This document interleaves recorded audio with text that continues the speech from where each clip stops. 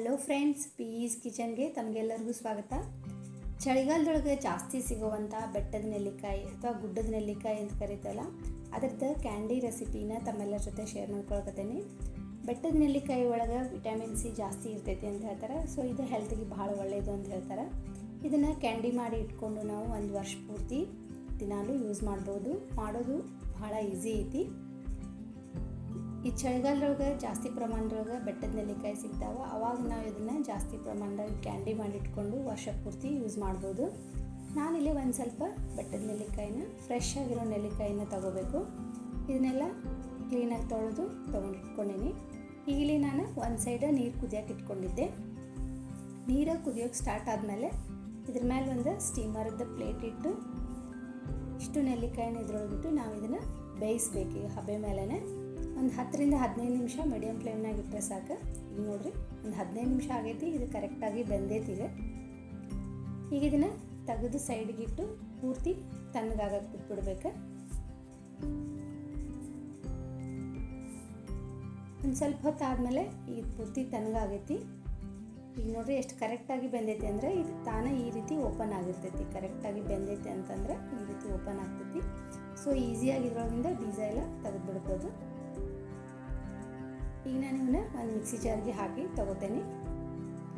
ಇದು ಪೂರ್ತಿ ಸಣ್ಣಗೆ ಪೇಸ್ಟ್ ಮಾಡ್ಕೋಬೇಕು. ನೀರೇನು ಹಾಕೋ ಅವಶ್ಯಕತೆ ಇರೋಂಗಿಲ್ಲ. ಇದಕ್ಕೆ ಈಸಿಯಾಗಿ ಪೇಸ್ಟ್ ಆಗ್ತೈತಿ. ಈ ರೀತಿ ಸಣ್ಣಗೆ ಪೇಸ್ಟ್ ಆಗೋ ತನಕ ಇದನ್ನು ರುಬ್ಕೋಬೇಕು. ಈಗ ಇದನ್ನು ನಾನು ಒಂದು ದಪ್ಪದ ಪಾತ್ರೆಗೆ ಹಾಕಿ ಇಟ್ಕೋತೇನೆ. ಈಗ ಇದಕ್ಕೆ ನಾನು 1 ಕಪ್ಪಷ್ಟು ಬೆಲ್ಲ ಹಾಕ್ಕೊಳಕತ್ತೇನೆ. ನೀವು ಬೆಲ್ಲದ ಬದಲು ಸಕ್ಕರೆನೂ ಯೂಸ್ ಮಾಡ್ಬೋದು, ಅಥವಾ ಅರ್ಧ ಸಕ್ಕರೆ ಅರ್ಧ ಬೆಲ್ಲನೂ ಯೂಸ್ ಮಾಡ್ಬೋದು. ಒಂದು ಅರ್ಧ ಟೀ ಸ್ಪೂನ್ ಬ್ಲ್ಯಾಕ್ ಸಾಲ್ಟ್ ಮತ್ತು ಒಂದು ಅರ್ಧ ಟೀ ಸ್ಪೂನ್ ನಾವು ರೆಗ್ಯುಲರಾಗಿ ಯೂಸ್ ಮಾಡ್ತೀವಲ್ಲ ಸಾಲ್ಟನ್ನು ಹಾಕಿ ಇದನ್ನು ಮೀಡಿಯಮ್ ಫ್ಲೇಮ್ನಾಗ ಈ ರೀತಿ ಚಲೋ ತಂಗೆ ಬೆಲ್ಲ ಮತ್ತು ನೆಲ್ಲಿಕಾಯಿ ಪೇಸ್ಟ್ ಮಿಕ್ಸ್ ಆಗೋ ಮಟ್ಟ ಈ ರೀತಿ ಕೈ ಆಡಿಸ್ಕೋತಾ ಇರಬೇಕು. ಒಂದು 10-15 ನಿಮಿಷ ಆದಮೇಲೆ ಈ ರೀತಿ ಆಗ್ತೈತೆ. ಬೆಲ್ಲ ಕರೆಕ್ಟಾಗಿ ಮೆಲ್ಟ್ ಆಗಿ ಬೆಲ್ಲ ಮತ್ತು ನೆಲ್ಲಿಕಾಯಿ ಪೇಸ್ಟ್ ಕರೆಕ್ಟಾಗಿ ಮಿಕ್ಸ್ ಆಗಿರ್ತೈತಿ. ಇಷ್ಟಾದ್ಮೇಲೆ ಈಗ ಒಂದು ಅರ್ಧ ಟೀ ಸ್ಪೂನ್ ಅಷ್ಟೇ ಇದಕ್ಕೆ ನಿಂಬೆಹಣ್ಣಿನ ರಸ ಹಾಕ್ತೇನೆ. ಹಾಕಿ ಇನ್ನೊಂದ್ಸರಿ ಇದನ್ನ ಚಲೋ ತಂಗಿ ಈ ರೀತಿ ಮಿಕ್ಸ್ ಮಾಡ್ಕೊಂಡೆ. ಈಗ ಇದು ಗಟ್ಟಿ ಆಗಬೇಕಲ್ಲ, ಅದಕ್ಕೆ ನಾನಿಲ್ಲಿ 1 ಟೀ ಸ್ಪೂನ್ ಅಷ್ಟೇ ಕಾರ್ನ್ಫ್ಲೋರ್ ತೊಗೊಂಡೇನಿ. ಇದನ್ನ ಸ್ವಲ್ಪ ನೀರು ಹಾಕಿ ಮಿಕ್ಸ್ ಮಾಡಿಕೊಂಡೆ ಈಗ ಇದಕ್ಕೆ ಹಾಕೋತೇನೆ. ಇದನ್ನು ಕಾರ್ನ್ಫ್ಲವರ್ ಸ್ಲರಿ ಹಾಕಿದ ಮೇಲೆ ಇದನ್ನ ಚಲೋ ತಂಗಿ ಈ ರೀತಿ ಮಿಕ್ಸ್ ಮಾಡ್ಕೋಬೇಕು.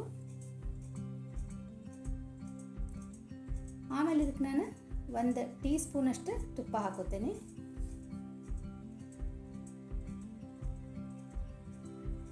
ತುಪ್ಪ ಹಾಕಿದ ಮೇಲೆ ಒಂದು 10 ನಿಮಿಷ ಇದನ್ನು ಮೀಡಿಯಮ್ ಫ್ಲೇಮ್ನಾಗ ಇದು ಪೂರ್ತಿ ಗಟ್ಟಿ ಆಗೋ ಮಟ್ಟ ಇದನ್ನ ಚಲೋ ತಂಗೆ ಮಿಕ್ಸ್ ಮಾಡ್ಕೋತಾ ಇರಬೇಕು. ನೋಡಿರಿ, ಇದು ಗಟ್ಟಿ ಆದಮೇಲೆ ಈ ರೀತಿ ತಳ ಬಿಡೋಕ್ಕೆ ಸ್ಟಾರ್ಟ್ ಆಗ್ತೈತಿ.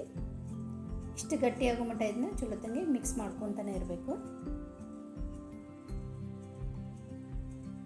ಈಗ ಇದು ಈ ರೀತಿ ಆತಪ್ಪ ಅಂತಂದರೆ ಇದನ್ನು ಸ್ಟವ್ ಆಫ್ ಮಾಡಿ ಒಂದು ಬಟರ್ ಪೇಪರ್ ಮೇಲೆ ಇದನ್ನು ಹಾಕಿ ಸ್ಪ್ರೆಡ್ ಮಾಡಬೇಕು ಕರೆಕ್ಟಾಗಿ.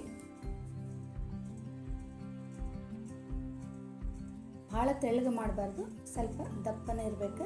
ಈ ರೀತಿ ಸ್ಪ್ರೆಡ್ ಮಾಡಿ ಇದು ಪೂರ್ತಿ ತಣ್ಣಗಾಗಕ್ಕೆ ಬಿಟ್ಬಿಡಬೇಕು. ಒಂದು ಅರ್ಧ ಗಂಟೆ, ಒಂದು 45 ಮಿನಿಟ್ಸ್ ಮಟ್ಟ ಅಂದರೆ ಇದು ಕರೆಕ್ಟಾಗಿ ತಣ್ಣಗಾಗಿ ಗಟ್ಟಿ ಆಗಿರ್ತೈತಿ. ಒಂದು 40 ಮಿನಿಟ್ಸ್ ಆದ ಇದು ಕರೆಕ್ಟ್ ಗಟ್ಟಿ ಆಗೈತಿ. ಈಗ ಇದನ್ನು ನಾವು ಸ್ಲೈಸ್ನಾಗ ಕಟ್ ಮಾಡ್ಕೋಬೋದು ಈಸಿಯಾಗಿ.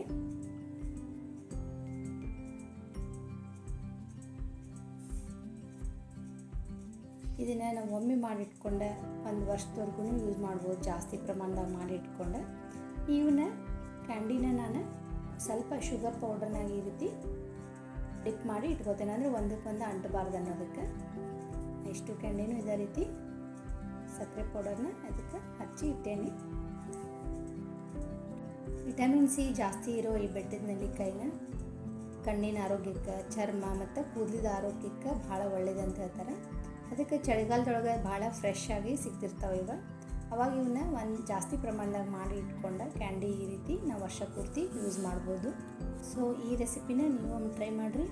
ಈ ವಿಡಿಯೋ ಇಷ್ಟ ಆಗಿದ್ದರೆ ಲೈಕ್ ಮಾಡಿರಿ, ಶೇರ್ ಮಾಡಿರಿ. ಇನ್ನಷ್ಟು ಹೆಚ್ಚಿನ ರೆಸಿಪಿಗಳಿಗಾಗಿ ಚಾನಲ್ನ ಸಬ್ಸ್ಕ್ರೈಬ್ ಮಾಡೋದನ್ನು ಮಾತ್ರ ಮರಿಬೇಡ್ರಿ. Thank you.